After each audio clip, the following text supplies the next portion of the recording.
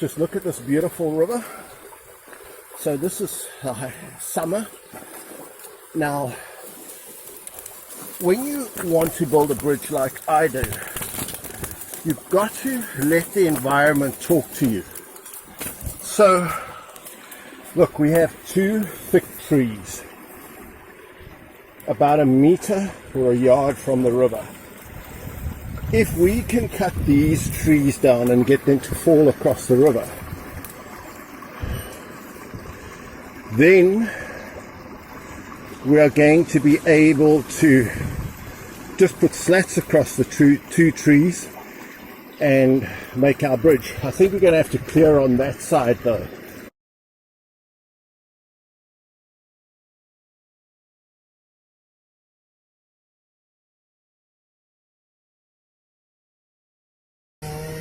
The height we wanted, which is about here, in case the river rises.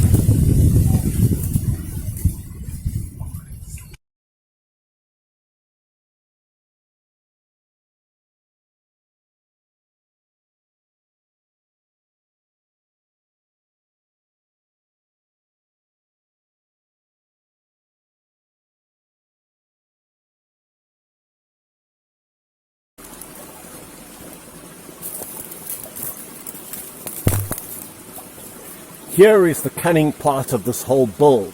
When these trees fell, they fell off the stem, off the base. So somehow I've got to move this tree up and secure it to its base. So I've got a plan to do that. And the idea is to first see if we can move this tree. Right, so let's just see if we can pull this back. Now, I think that might be enough. Now the next step is I'm going to put a nail in here.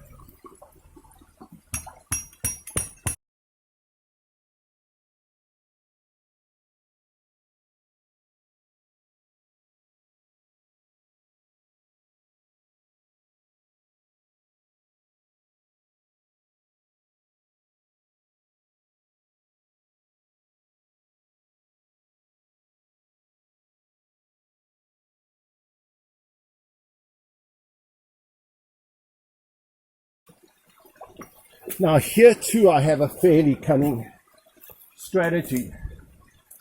That strategy is to knock a nail in like this.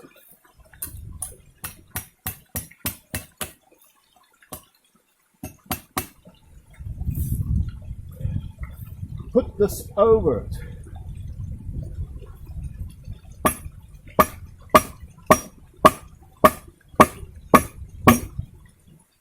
And hope that it goes in enough to hold.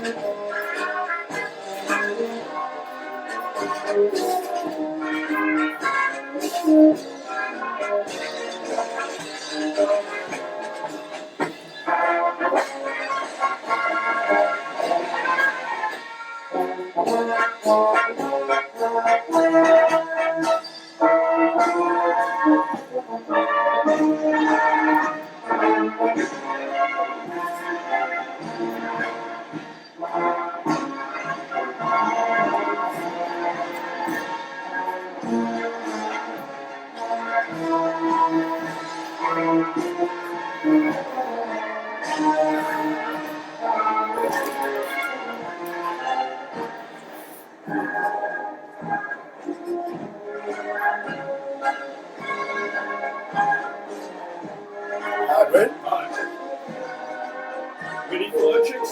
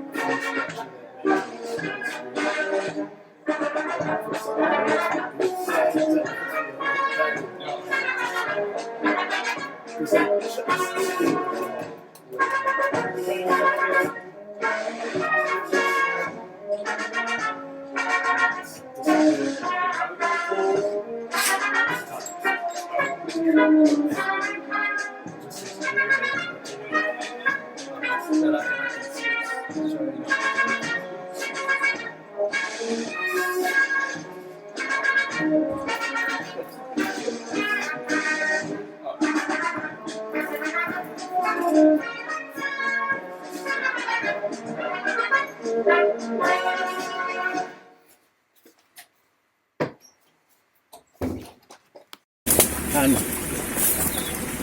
we all have to stand on it at the same time, or you could stand on that step, then you walk up. And I must go the step. What? That was like a fight. Oh man, this is cool. Very nice. Just needs to step down there.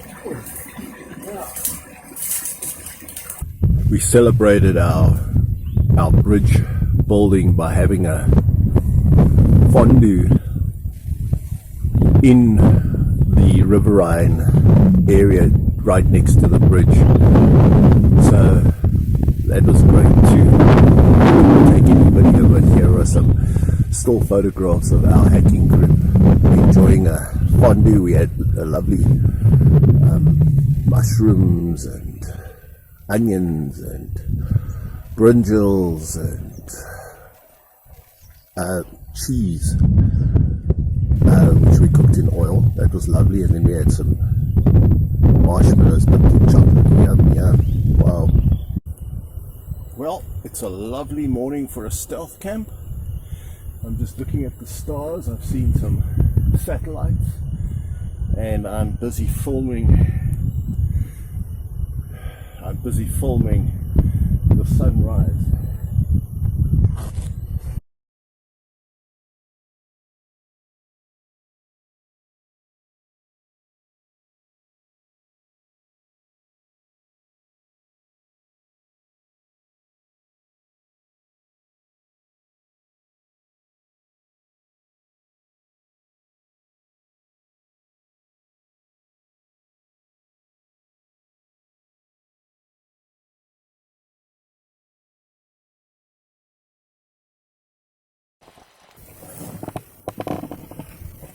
Well, the sun has risen.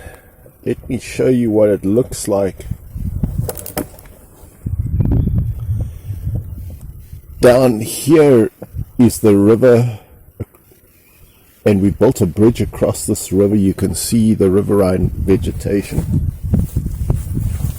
So building that bridge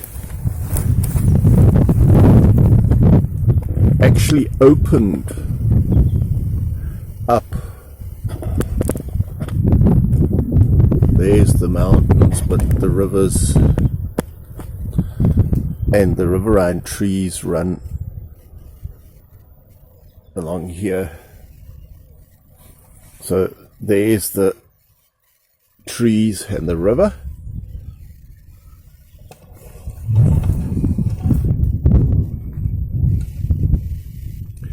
So we're halfway up a mountain, and it's quite nice stealth camping on a mountain. It's not as enclosed and claustrophobic as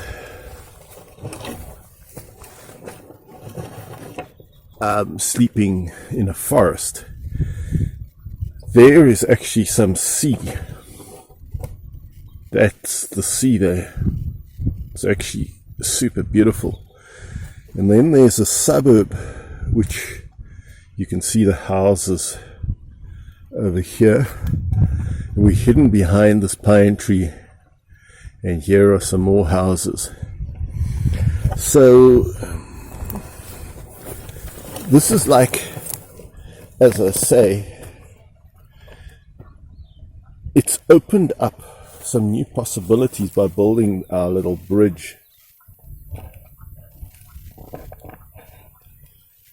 over this river.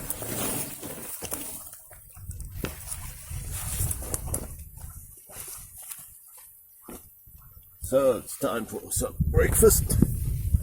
I brought some snackwitches. You don't want to create fire or make too much light or noise here. Got to remember you're on the side of a mountain so people can see you. If you create a light,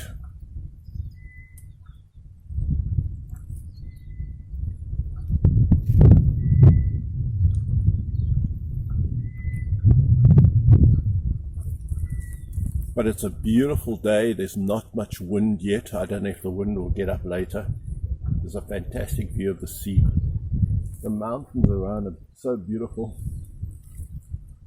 It's almost like another day in paradise.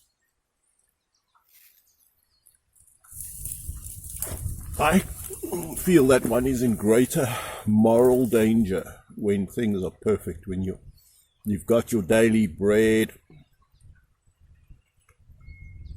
you have no obvious needs, you're not in danger, there's no particular crisis. I'm just reminded of King David in the Bible. The times he was at greatest moral risk were the times not when he was fighting Goliath, etc. He was very religious. You get very religious when you need God's help to protect you from the enemy.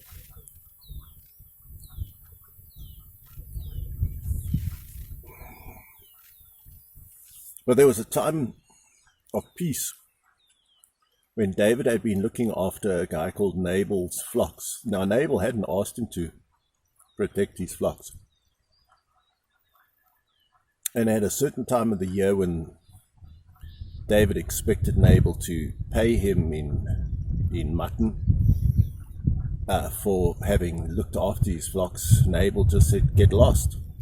And David was about to go and wipe out the whole of Nabal's male household when Abigail, Nabal's wife, came along and said to David, "This guy's a fool, my husband. Don't pay him any mind." And she brought him some food, and David's wrath was assuaged. And David didn't make that moral error of wiping out a whole innocent household simply because, he's acting like the mafia there. He just wants to, because they won't pay up their protection money, he's going to wipe out the whole household. And that would have been a total blot on David's reputation. And the other time when David committed his greatest sin was when, in a time of peace. He was old. His armies had gone off to fight. He was left in Jerusalem. He doesn't have any, he's not that close to God. He doesn't feel he needs God, perhaps. And he's looking out over from the balcony, and he sees this woman, Bathsheba, having a bath on the top of her roof. Roofs were flat. Palace was high, he could look down. So then he sends his servants to bring Bathsheba to him, and he sleeps with her. She gets pregnant. To cover it up, he tries to get Bathsheba's husband, Uriah the Hittite, to sleep with his wife, but he refuses to. So then David just has Uriah killed and marries Bathsheba, and now Bathsheba is pregnant with this child. And God is outraged because Uriah was a loyal friend of David's, protecting David, fighting for David. So you see, in this time of peace, David commits his greatest error and sin by killing Uriah the Hittite and taking Bathsheba to be his wife. God might have rejected him if he hadn't repented so quickly. So what does God do? He gives David trouble from then on, because God sees that David needs a little bit of trouble to keep him close to God. So I say, we especially need to be careful when we consider, hey, things are going swimmingly, don't have any problems, needs taken care of, wealthy, retired, at peace, everything's hunky-dory. You know, God is good and everything else is noise. And life can get very confusing. And you can get confused by your pride, your ability, just the safety, the peace. You may have done well in your life. You may be very masterful, and you may be great at certain things. You may be famous. You may be rich. You may be a genius. And all those things just confuse us. We begin to think, hey, I'm great, I'm rich, I'm famous, I don't need God, I'm just so capable. And slowly God just fades off center, focal point. Just fades into the distance there, and eventually we're just operating just on our own ability, thinking we're great, everything's going well. No, God is good, and everything else is just noise. Our abilities, our safety, our peace, our riches, many people in the Western world have got everything buttoned up. They don't need anything. They're rich and increased in goods and have need of nothing, like the Laodicean church. And God says they're blind, and they need to buy an eye salve just to see how dependent they are on God. So I want to say, especially during good times, remember God. Put him center of your life. Remember that we're all just a heartbeat away from death. We're all a second away from committing moral sin if God doesn't pull us up and show us the error of our ways. We're all in need of, there's not a moral person that comes close to the character of Christ. We all need help to become better people. We know we're near close to being the embodiment of Christ, which would make us good. Christ in us, working in us every moment of our lives. We're not even close to having Christ. People, when they see us, should literally be almost seeing Christ. We should be Christ-like in all our behavior. So anyone who thinks that, we're doing great. No, you're not doing great. You're not Christ-like. The best person is not Christ-like. Billy Graham and the Pope are not Christ-like.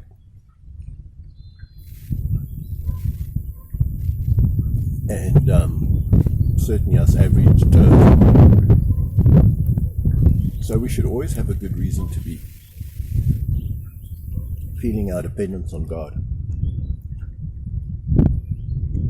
And that shouldn't just be when our child is sick or the car's skidding out of control or the plane's engines have failed and are on fire. And then we think only then do we need God. We need Him, especially when things are going well. Anyway, it's such a beautiful day out here. I've just enjoyed some tea and these snackwidges. I always like snackwidges. I'm a huge bread fanatic. I think if there's any food that I could live on for all the rest of my life, it would be snackwidges. Bread with something in it. In this case, I've got vegetable curry. It's pretty tasty. But I like cheese and tomato and onion. It's probably my favorite snackwidge. Or chicken and mayonnaise with onion. Yum yum. Bit of pepper, salt.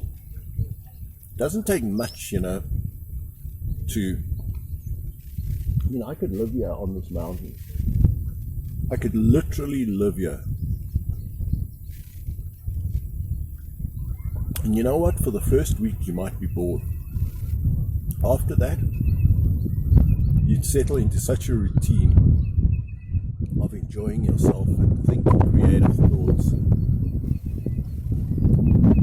Perhaps bring a musical instrument and play that. You just find life so simple. We live in a very complicated world, busy world. There's so many options, things to do. Very easy to get confused and forget Christ and forget God and think, oh no man, I've got just such an interesting, wonderful life. I'm so great at this, that and the other. I've got money in my bank that will last me forever. And just think, wow, I don't really need God. That's the confusion of modern life. Whereas I'm sure that societies where people live from hand to mouth, I'm sure they feel a greater dependence on God. But we've got so many, we're so rich, we've got so many possessions and things.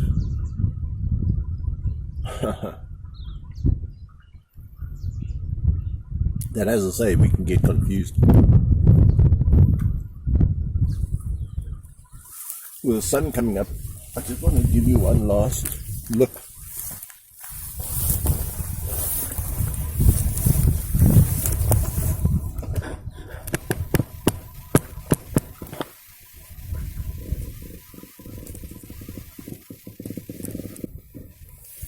How nice this mountain is.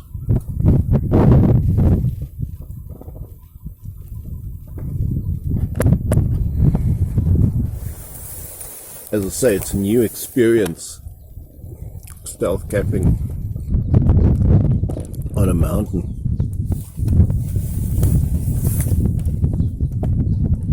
With a beautiful view of the sea. Oh wow.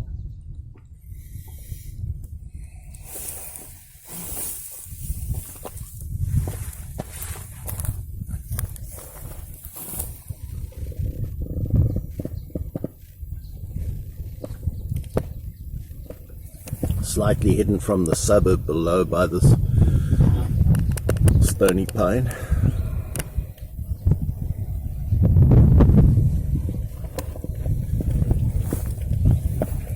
So our little bridge opened up many more possibilities for stealth camp, for which I'm very grateful.